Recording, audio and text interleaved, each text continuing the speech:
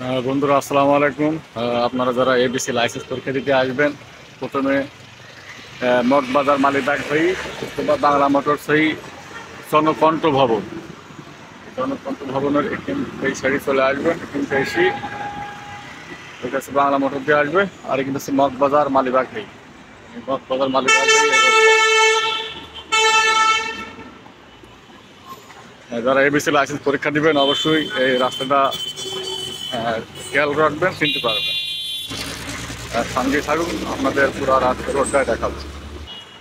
ঠিক ওভারব্রিজের উঠার আগ মুহূর্তে বাম সাইডে একটা গলি আছে, ওই গলি দিয়ে ঢোকা লাগবে। তো দেখেন, পুরোটা দেখাচ্ছি আপনাদের কীভাবে যাওয়া লাগবে। অনেকেই রাস্তা ভুল করে ফেলে।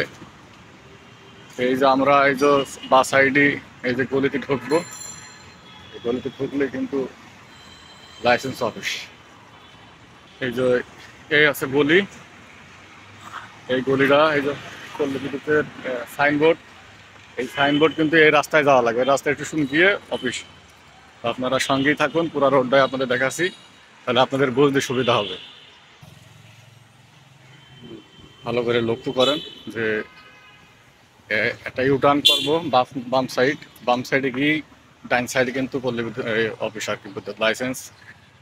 যারা পরীক্ষা দিতে আসবেন রোডটা অবশ্যই লক্ষ্য রাখবেন। এই তো সামনে ওই যে দেখা যাচ্ছে ওইটা আছে অফিস।